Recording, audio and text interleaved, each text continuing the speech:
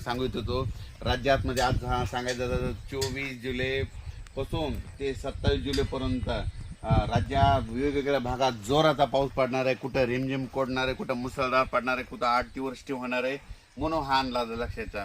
तर सुरुवात सांगतो, आज समजा आज आहे 24 जुलैपासून आज पूर्व विदर्भाकडे पाऊस सुरू होणार आहे. म्हणजे एका दिवस चालू झालेला असेल 24 जुलै 25 26 पर्यंत पूर्व विदर्भामध्ये 6 जिल्ह्यामध्ये वर्धा, नागपूर, भंडारा, गोंदिया, चंद्रपूर, यवतमाळ, वाशिम, हिंगोली, अकोला, अमरावती, बुलढाणा, इकडे नांदेड म्हणजे 24 पासून 24, 25, 26, 27 तारखेपर्यंत या पूर्व विदर्भामध्ये काही ठिकाणी मोठा पाऊस, कुठं लहान, कुठं रिमझिम, कुठं पाणी साचल, कुठं पेंडवालचा असा पाऊस पडणार आहे म्हणून त्यांच्यासाठी आनंदाची वेळ मी. त्याच्यानंतर पश्चिम विदर्भात देखील म्हणजे 5 जिल्ह्यामध्ये 24 आजपासूनच पाऊस सुरू झालेला असेल, आता सुरू देखील होईल. पश्चिम विदर्भात देखील 5 जिल्ह्यामध्ये बुलढाणा, अकोला, अमरावती, यवतमाळ, हिंगोली, वाशिम या जिल्ह्यामध्ये म्हणजे 24, 25, 26, 27 4 दिवस दररोज वेगवेगळ्या भागात पाऊस पडणार आहे आणि सगळ्यांना जीवदान भेटणार आहे. कुठं मोठा पाऊस होईल, कुठं अतिवृष्टी होईल, कुठं रिमझिम पडेल म्हणून हे पश्चिम विदर्भातल्या शेतकऱ्यांनी लक्षात येतात. त्याच्यानंतर आपण मराठवाड्याकडे येऊ. नांदेड जिल्ह्यामध्ये काल मी घुंगराळे या ठिकाणी शेतकरी मेळाव्यात गेल्याच्या नंतर नांदेड जिल्ह्यामध्ये आज मध्ये पाऊस चालू आहे. नांदेड जिल्ह्यामध्ये धर्माबाद, बिलोली, पेनूर, पुन्हा ते मुदखेड, मनमाड या भागामध्ये पाऊस कमी होता, आता रात्री पडला. पण त्यांना देखील आनंदाची बातमी, आणखी 24, 25, 26, 27 तारखेपर्यंत 4 दिवस दररोज वेगवेगळ्या भागात पाऊस पडणार आहे. काही ठिकाणी वड्याला पाणी येईल, कोणत्या शेतामध्ये पाणी साचेल म्हणून हा अंदाज लक्षात घ्यायचा. त्याच्यानंतर परभणी जिल्ह्यात देखील आज दुपारनंतर पुन्हा परभणी जिल्ह्यात देखील पाऊस जोराचा येणार आहे म्हणून हा अंदाज लक्षात घ्यायचा. 24 पासून ते 27 पर्यंत परभणी जिल्ह्यात 4 दिवस वेगवेगळ्या भागात सर्व गावामध्ये पाऊस पडून जाईल म्हणून हे परभणी जिल्ह्यानं लक्षात द्यायचं. लातूर जिल्ह्यातल्या शेतकऱ्याला सांगू इच्छितो, लातूरमध्ये रात्री देखील खूप पाऊस पडला. लातूर, धाराशिव देखील खूप पाऊस झाला.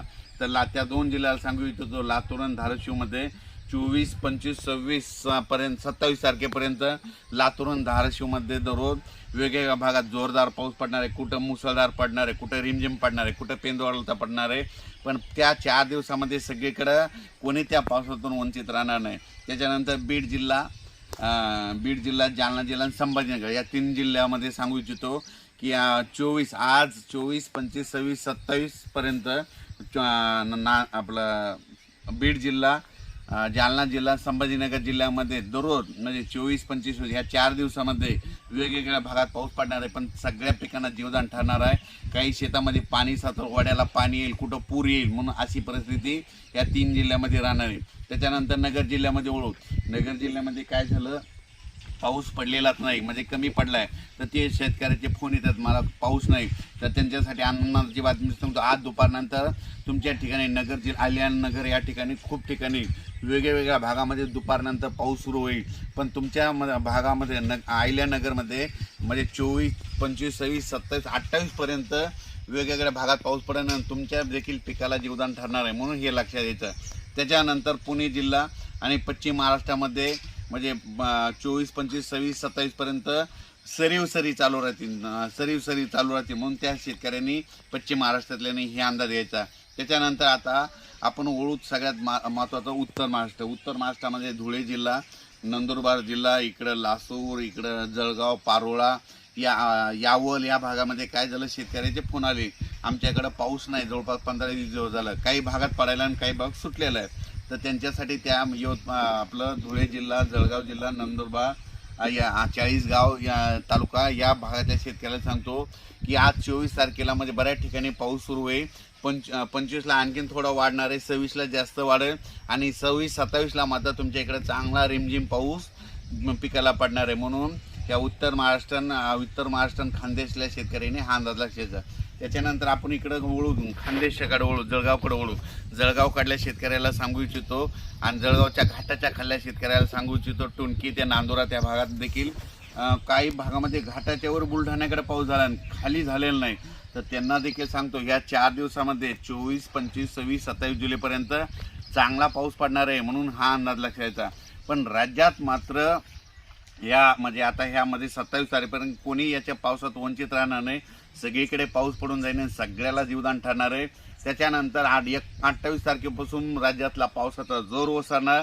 29 तारखेला परत पूर्व विदर्भ पश्चिम विदर्भाकडे चांगलं ऊन पडणार, म्हणून शेतीचे कामे करून घ्यायला काही हरकत नाही, म्हणून हे अंदाज लक्षात घ्यायचा.